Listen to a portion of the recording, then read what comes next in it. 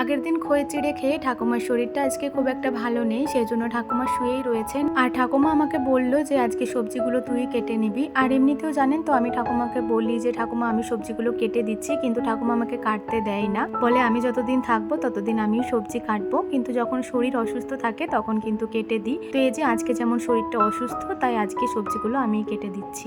Hello everyone, good morning. কেমন আছেন সবাই? আশা করছি সকলে খুব ভালো আছেন, সুস্থ আছেন, আর আমরাও বেশ ভালো আছি। আমার আজকের আরো একটি নতুন ব্লগে আপনাদের সকলকে স্বাগত জানাই। আজ শনিবার, সকাল 9টা মতো বাজে এখন। আর এখন থেকেই আমি আমার আজকের ব্লগটি শুরু করছি। আশা করছি আমার আজকের ব্লগটি আপনাদের ভালো লাগবে। আর হ্যাঁ বন্ধুরা, ব্লগটি স্কিপ না করে সম্পূর্ণ দেখার অনুরোধ রইল আপনাদের কাছে।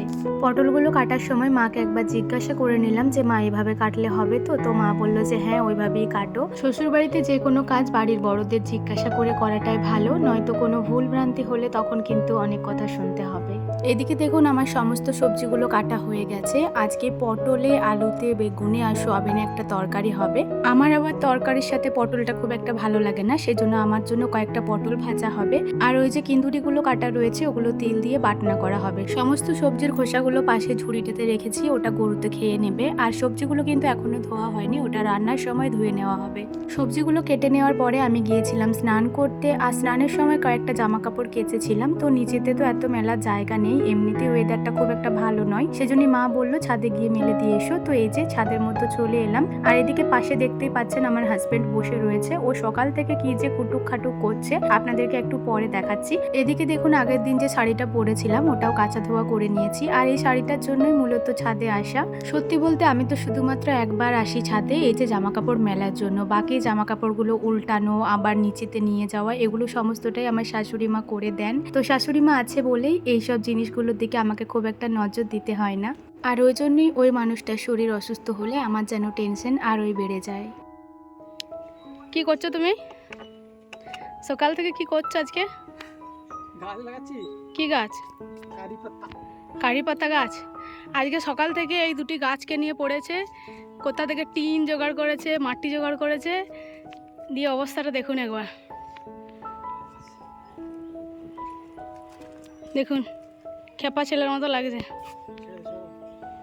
না, চান টান করবে না নাকি আজকে? কত পরে? আবার ওটা কি করছে? হ্যাঁ,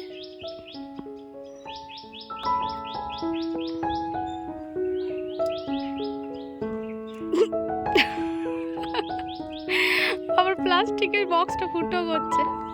করো, এটাই করো সারাদিন আজকে।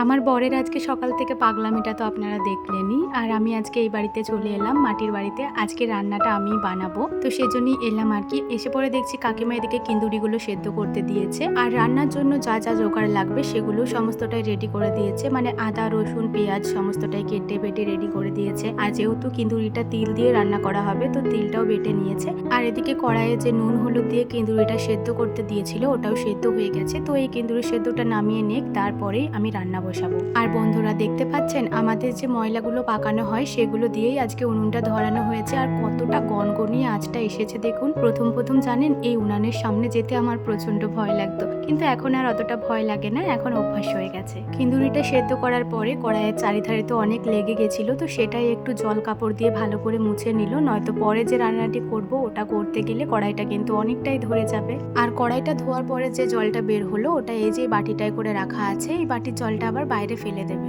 যখনই আমি রান্না করি তখনই কিন্তু কাকিমা সমস্তটাই রেডি করে দেয়, আমি শুধুমাত্র বসে বসে রান্নাটি করি। আর আমি যদি উনুনে কড়াই বসে ওই সমস্ত জোগাড় করতে যাই, তাহলে কিন্তু রান্নাটা একদম পুড়েই যাবে।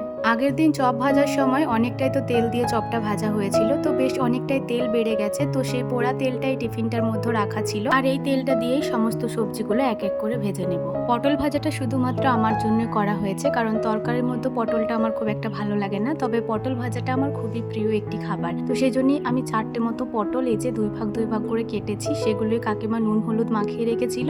আর কড়াইয়ে তেলটা গরম হয়ে যাওয়ার পরে প্রথমে পটলগুলো দিয়ে দিলাম, এটাই ভেজে নেব, তারপরে বাকি সবজিগুলো সবজিগুলো ভেজে নেব এই তেলের মধ্যেই। পটল ভাজাটা আমার খুব বেশি পোড়া পোড়া করে ভাজলে একদমই ভালো লাগে না, একটু ব্রাউন ব্রাউন করে ভেজে নামিয়ে দিলেই ভালো লাগে। এই মুহূর্তে পটলগুলো বেশ ভালোভাবেই ভাজা হয়ে গেছে, সেজন্য দেখুন তেলের মধ্যে বাবলস হওয়া বন্ধ হয়ে গেছে। তো এই পটল ভাজাগুলো এই মুহূর্তেই তুলে নেব। আর এই তেলটার মধ্যেই সবজির জন্য কেটে রাখা পটলগুলোও ভেজে নেব। তরকারির জন্য কেটে রাখা পটলগুলো তখন ধোয়া হয়নি, সেজন্য এই যে বাটি করে জল দিয়ে ধুয়ে নিলাম আর তারপরে কড়াইতে দিয়ে দিলাম। আর বন্ধুরা, এই পটলগুলো কিন্তু আমাদের নিজেদের মাঠের সবজি বাড়িতে হয়েছে।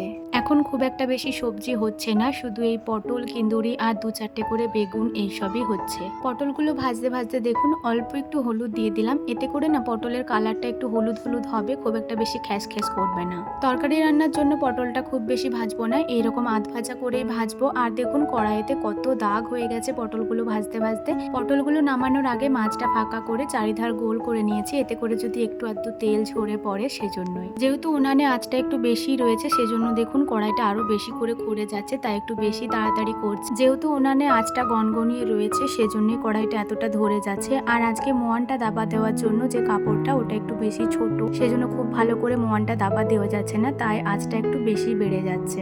পটলগুলো নামিয়ে নেওয়ার পরে ওই কড়াইটিতেই তেল দিয়ে দিলাম আর তারপরে দেখুন আলুগুলো ভালো করে ধুয়ে ছেঁকে ছেঁকে দিয়ে দিলাম। আর তেলের মধ্যে 1 চামচ মতো হলুদ দিয়ে দিয়েছি, এতে করে আলুর কালারটাও বেশ হলুদ হলুদ হয়ে যাবে। আর বন্ধুরা, পটলটা নামিয়ে নেওয়ার পরে কড়াইটা আর ধুলাম না, কারণ একটিই তো রান্না হবে সব মিলিয়ে, সেজন্য কড়াইটা আর ধুলাম না। আর তরকারিটা রান্না করার সময় কড়াইয়ের মধ্যে যত দাগ লেগে আছে সমস্তটাই ছেড়ে যাবে। আলুগুলো ভাজা হয়ে যাওয়ার পরে সোয়াবিনগুলো ভালো করে ছেঁকে ভেজে দেব। আর তারপরে এই যে দেখুন বেগুনগুলো তো ধোয়া হয়নি, তো সেই বেগুনগুলো একটু ভালো করে ধুয়ে নিচ্ছি, তারপরে একসাথেই ভেজে নেব সমস্তটা। আলুগুলো ভেজে তুলে নেওয়ার পরে সোয়াবিন আর বেগুন একসাথেই ভেজে নিয়েছি। আর যেহেতু বেগুনটা ভাজছি তাই ঢাকা চাপা দিয়ে ভেজে নিয়েছি, এতে করে বেগুনটা ভালোভাবে সেদ্ধ হয়ে যাবে। এরপর যে বাটিটাতে পটল আর ভেজে রাখা আলু তুলে রেখেছিলাম ওখানেই বেগুন আর সোয়াবিনটাও তুলে দিলাম। যেহেতু একটি রান্না হবে তো একটি বাটিতেই সমস্তটাই ভেজে ভেজে তুলে দিলাম। আর তারপরে কড়াইতে আবার কাকিমা তেল দিয়ে দিল, তবে এবারে আর পোড়া তেলটা দেয়নি, এরপরে খাঁটি সর্ষের তেলটাই দিল, এতে করে রান্নার স্বাদ আর গন্ধ দুটোই ভালো হবে। যেহেতু সমস্ত সবজিগুলোই ভাজা হয়ে আছে সেজন্য মশলা কষানোর সময় আর বেশি তেল দিলাম না। কাকিমা প্রথমে একটু বেশি তেল দিয়ে দিয়েছিলেন, তো সেই তেলটা একটু তুলে রাখলাম। এরপরে তো আবার ডাল সাতুলা হবে, তো সেই ডালের জন্য তুলে রেখে দিলাম। কড়াইয়ের তেলটা গরম হয়ে যাওয়ার পরে লঙ্কা, 5 ফোড়ন আর অল্প কটা চিনি দিয়ে দিয়েছিলাম। তারপর ওগুলো ভালো করে গলে যাওয়ার পরে এই যে পেঁয়াজটা দিয়ে দিয়েছিলাম, পেঁয়াজের মধ্যে অল্প একটু লবণ দিয়ে নাড়াচাড়া করে নেওয়ার পরে থেতো করে রাখা রসুন বাটাটা দিয়ে দিলাম। আর আমি আদা জিরে বাটা দেওয়ার আগে পেঁয়াজের সাথে রসুনটা একটু ভালো করে ভেজে নিই, এতে করে খুব মিষ্টি একটা গন্ধ বের হয়। পেঁয়াজ রসুন খুব ভালো করে ভাজা হয়ে যাওয়ার পরে আদা, লঙ্কা, জিরে বাটাটা দিয়ে দিলাম। এরপরে একটু ভালো করে মশলাটা কষিয়ে নিচ্ছি আর তারপরে কেটে রাখা টমেটোটাও দিয়ে দিলাম। সোয়াবিনের তরকারিতে টমেটো দিয়ে একবার খেয়ে দেখবেন, খুব সুন্দর লাগে। বাড়িতে কাসুরি মেথি ছিল, তো সেই কাসুরি মেথিটাও অল্প কটা দিয়ে দিলাম, তো এতে করে না খুব মিষ্টি একটা গন্ধ বের হয়। আর তারপরে পরিমাণ মতো হলুদ দিয়ে দিলাম। এগুলো যেহেতু লুজ হলুদ তাই একটু বেশি করে দিলাম, এতে করে কালারটা ভালো হবে। আদা জিরে বাটাটা যে প্লেটটার ওপরে ছিল সেই প্লেটটাই একটু ভালো করে ধুয়ে দিয়ে দিলাম, তো এতে করে আদা জিরে বাটাটাও নষ্ট হবে না। তো জলটা দিয়ে দিলাম, এরপর মশলাটা ভালো করে কষিয়ে নেব। মশলাটা ততক্ষণ কষাবো যতক্ষণ না তেল আর মশলা আলাদা হয়ে যায়। আর তারপরে দেখুন এই যে ভেজে রাখা সবজিগুলো সমস্তটাই একসাথে ঢেলে দেব। ছোটবেলা থেকে মায়ের হাতে সোয়াবিন আলুর তরকারি আমার খুবই পছন্দের একটা খাবার, তবে বড় হওয়ার পরে যেন এই তরকারিটা আর খাওয়াই হয় না, তবে যখনই হয় তখনই কিন্তু বেশ তৃপ্তি করেই খাই আমি। শুধু সোয়াবিন আলুর তরকারি তো ভালো লাগে, তবে তার সাথে যদি একটু বেগুন দিয়ে দেওয়া হয় তাহলে যেন আরোই স্বাদটা বেড়ে যায়। আমি এখানে অনেকগুলো পটলও অ্যাড করেছি, কারণ আমাদের বাড়িতে তো অনেকগুলোই লোক, এই একটি তরকারি আজকে, তো এই দিয়ে কোলাতে হবে, সেজন্যই এত সবজি দিয়েছি। সমস্ত সবজিগুলো দেওয়ার পরে একটু ঢাকা চাপা দিয়ে দিয়েছিলাম। আর তারপরে দেখুন ভালো করে একটু কষিয়ে নিচ্ছি। যখন একদম লাগা লাগা হয়ে যাবে তখনই জলটা দেব। ততক্ষণ কিন্তু বেশ ভালোভাবেই একটু কষিয়ে নেব, কারণ রান্না যত কষানো হবে ততই স্বাদ হবে। এই মুহূর্তে তরকারির কালারটা এতটা সুন্দর এসেছে যে মনে হচ্ছে যেন এখনই তরকারিটা নামিয়ে দিই। যেহেতু তরকারির মধ্যে সমস্ত সবজিগুলি ভাজা হয়ে আছে তাই বেশি জল দেব না, এই যে অল্প একটু জল বাটিতে মাপ করে নিয়েছি এই জলটাই দিয়ে দেব। আর জলটা কিন্তু সবজির ধারে ধারেই দেব, একবারে যদি মাঝে দিয়ে দিই তাহলে কিন্তু সবজিগুলো ঠান্ডা হয়ে যাবে, তো এতে করে আমার মনে হয় খুব একটা ভালো হবে না, এই জন্য আমি সবসময় ধারে ধারেই জলটা দিয়ে থাকি। একই রকমের রান্নাও কিন্তু বিভিন্ন হাতে বিভিন্ন ধরনের স্বাদ হয়, তো যে যেমন ট্রিক্স ফলো করবে সেরকমই স্বাদ হবে। যাই হোক, তরকারির মতো পরিমাণ মতো জল দিয়ে দিয়েছি আর তারপরে দেখুন ঢাকা দিয়ে দিয়েছি। এটা কিছুক্ষণ মতো ফুটে যাক, তারপরে ভালো করে কষিয়ে কষিয়ে নামিয়ে নেব। খুব বেশি টাইট করব না, কারণ বাড়িতে তো অনেকগুলো লোক গোলাতে হবে, তো সেজন্য একটু গ্রেভি গ্রেভি টাইপেরই রেখে দেবো। এই মুহূর্তে তরকারিটা আমার একদম কমপ্লিট, সেজন্য দেখুন দুটো বাটি নিয়ে চলে এসেছি। দুটো বাটিতে নামিয়ে নেব, একটা বাটি এখনকার জন্য, একটা বাটি রাত্রের জন্য। আর তরকারিটা নামানোর সময়ই আমার হাজব্যান্ড এলো, আর ও তরকারিটা দেখে পরেই বলছে যা স্বাদ হয়েছে, এই তরকারি দিয়েই ভাত খেয়ে নেব। আমি তাই ওকে বলছি যে আগে তুমি খেয়ে দেখো, তারপরে না হয় বলবে কেমন হয়েছে। শুধুমাত্র রূপ দেখেই গুণ বিচার করলে হয় কি। এদিকে দেখুন রান্নাটা আমি দুটো বাটিতে নামিয়ে নিয়েছি, আর কাকিমা ওদিকে একটা একটা করে বাটি ঘরের মধ্যে রেখে দিচ্ছে। আর ততক্ষণ আমি কড়াইটা একটু ভালো করে ধুয়ে নিচ্ছি, কারণ এখনো তো ডাল রান্নাটা বাকি রয়েছে, ওই ডাল রান্নাটা এখনো করতে হবে, তো সেই জন্যই কড়াইটা একটু ভালো করে ধুয়ে নিচ্ছি।